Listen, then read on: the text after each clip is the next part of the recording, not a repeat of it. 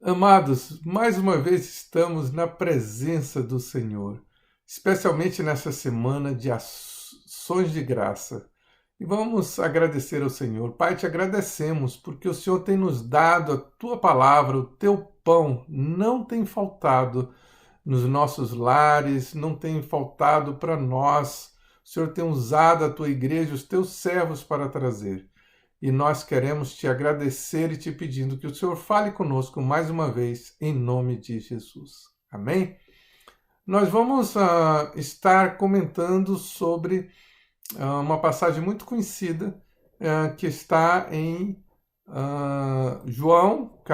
Evangelho de João, capítulo 6, versículos de 1 a 15, que fala sobre a multiplicação dos pães, o grande milagre que Jesus fez. Vamos lendo e comentando. Versículos 1 e 2. Algum tempo depois, Jesus partiu para outra margem do mar da Galileia, ou seja, o mar de Tiberíades, e grande multidão continuava a segui-lo, porque vira os sinais miraculosos que ele tinha realizado nos doentes. O ministério de Jesus tomava força, pois os seus atos milagrosos estavam se espalhando por todo lado.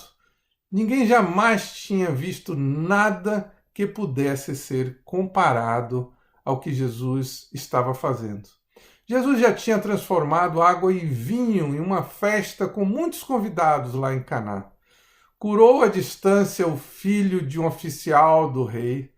Curou um homem que sofria de paralisia fazia 38 anos. E tudo isso foi se espalhando. O evangelista João fala de muitas outras curas e sinais. Jesus bem sabia que os seus sinais eram de extrema importância, não somente para fazer conhecido e atrair as pessoas para ouvir os seus ensinos, mas também para autenticar a sua deidade e saberem que ele era o Filho de Deus, se não dizer o próprio Deus em forma de homem. Vamos ver versículos 3 a 6. Então Jesus subiu ao monte e sentou-se com os seus discípulos. Estava próxima a festa judaica da Páscoa.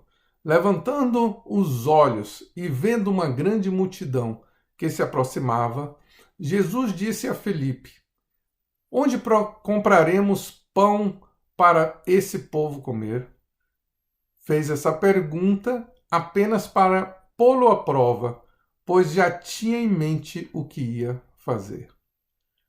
Fica essa pergunta: por que será que Jesus colocou Filipe à prova? Ou outra pergunta: por que será que Jesus nos coloca à prova? Algumas traduções, elas referem que Jesus colocou Filipe a teste. Tanto no Antigo Testamento como no Novo Testamento, as palavras traduzidas como teste significam testar por provação. Portanto, quando Deus testa os seus filhos, o seu propósito é provar que a nossa fé é real.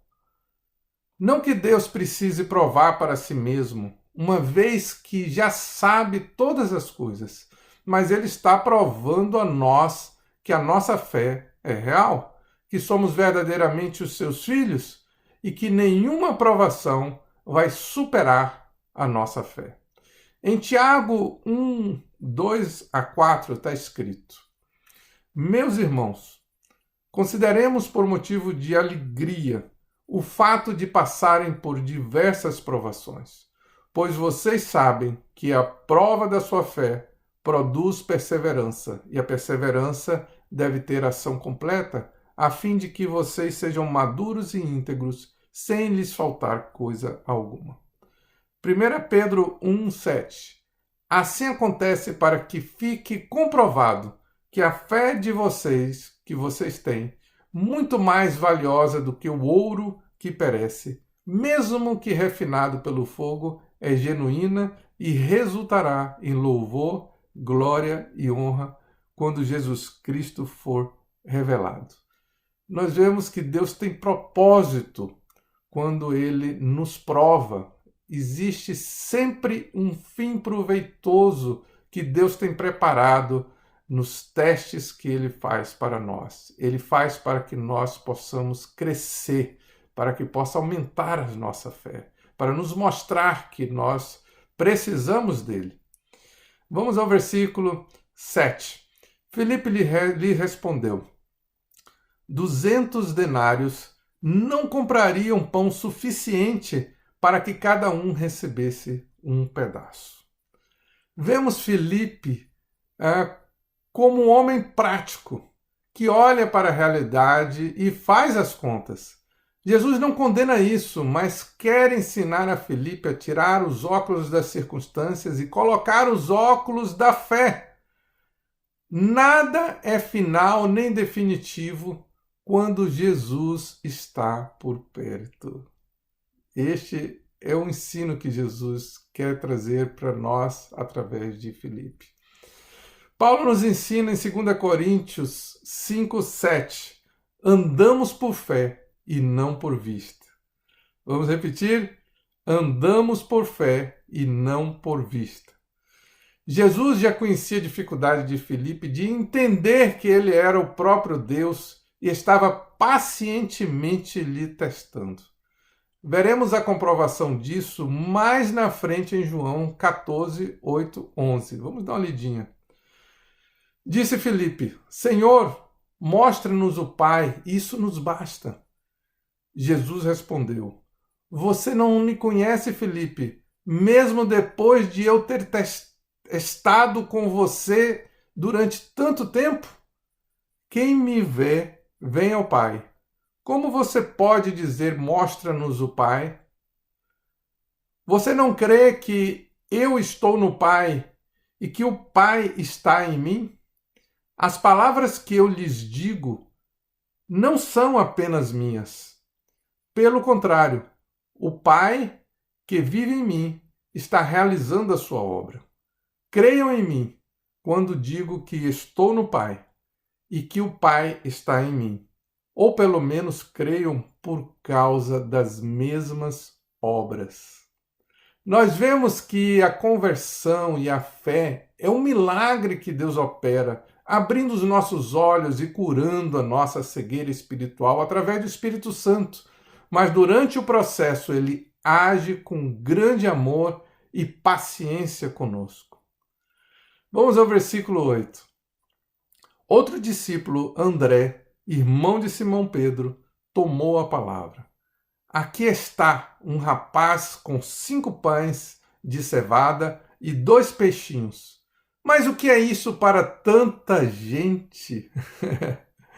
André é aquele que, logo que conheceu a Jesus, foi contar a seu irmão Simão e o levou a Jesus, e Jesus fez a obra de converter o coração de Simão. Depois passa a chamá-lo de Pedro. Agora André traz as suas dificuldades e limitações e apresenta para aquele que tudo pode. E fica essa grande lição para nós. Quando nós não sabemos o que fazer, apresentamos o que nós temos a Jesus e ele, sim, ele pode fazer o milagre. Versículo 10. Disse Jesus: Mandem o povo assentar-se. Havia muita grama naquele lugar e todos se assentaram. Eram cerca de 5.000 homens. Parece que o lugar era apropriado para aquela multidão participar daquele jantar que Jesus estava preparando para eles. Os feixes de grama serviram de acolchoamento, onde podiam se assentar confortavelmente, uma espécie de almofada natural. Nós vemos tudo preparado, um momento apropriado. No versículo 11 diz assim: Então Jesus tomou os pães, deu graças e os repartiu entre os que estavam assentados, tanto quanto queriam, e o fez o mesmo com os peixes. Nós vemos que Jesus repartiu o tanto que eles queriam, deu bastante para cada um. Eles estavam se preparando para a Páscoa. E em sua mente estava gravada a história do maná que Deus mandou do céu através do ministério de Moisés. E agora, Jesus agradece a Deus os pães e os peixes e os reparte para os discípulos distribuírem.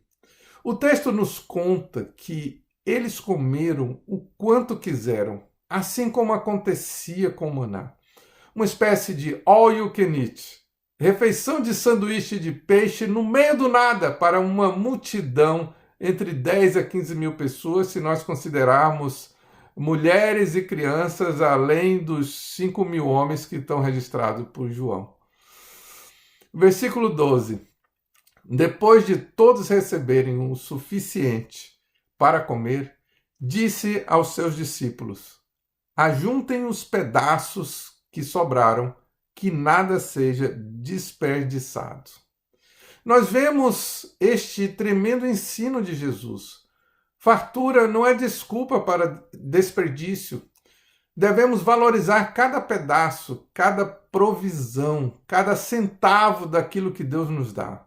Eu costumo dizer aos meus filhos e a quem trabalha comigo: o meu dinheiro é santo, cada centavo, pois toda a minha provisão vem direto de Deus. Portanto, temos que evitar desperdícios e gastos desnecessários.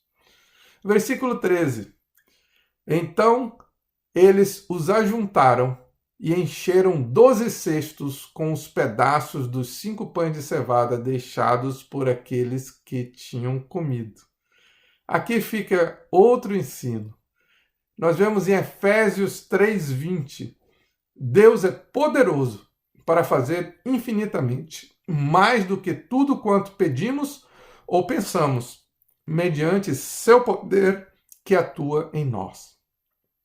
É isso, Deus, ele pode fazer sempre mais do que a gente pede ou até mesmo imagina. Nossa imaginação ela é limitada, mas Deus não. Vamos ao versículos 14 e 15. Depois de ver o sinal miraculoso que Jesus tinha realizado, o povo começou a dizer: sem dúvida, este é o profeta que devia vir ao mundo. Sabendo Jesus que pretendiam proclamá-lo rei à força, retirou-se novamente sozinho para o monte. Jesus sabia muito bem da sua missão. Jesus não se submete à pressão das massas. Eles esperavam que ele viesse como Messias para salvá-los do domínio romano e com todo esse poder achavam que ele poderia trazer liberdade sendo seu rei. Mas ele não se preocupava em ser o que achamos hoje de politicamente correto, nós chamamos assim.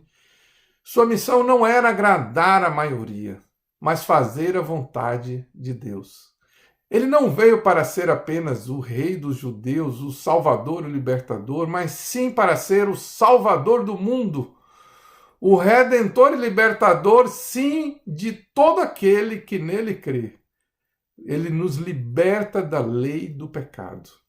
Um rei pessoal, que todo que se humilha, apresentando seus pecados e se arrepende, tendo fé no seu grande amor e misericórdia, alcança o seu favor.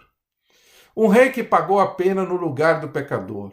Um rei que faz com que os seus súditos sentem com ele na sua mansão celestial e desfrute do banquete que ele mesmo tem preparado, na sua presença, se alimentando do pão da vida. Um rei que exige a renúncia para o mundo regido pelo pecado. Se você precisa de pão, busque a Jesus, pois ele é o pão da vida. Eu gostaria de encerrar com as seguintes palavras de Jesus escritas pelo próprio João em Apocalipse 3:20. Eis que estou à porta e bato. Se alguém ouvir a minha voz e abrir a porta, entrarei e cearei com ele e ele comigo. Se você nunca se entregou a Jesus, nunca se rendeu a ele, hoje é o momento de você dobrar o seu joelho diante do rei. É um momento oportuno, pois ele bate a porta do seu coração. E se você ouvir a sua voz e abrir a porta, ele vai entrar e se assentar junto com você para desfrutarem de um grande banquete, que nada mais é do que a sua presença. Que Deus o abençoe, em nome de Jesus. Amém?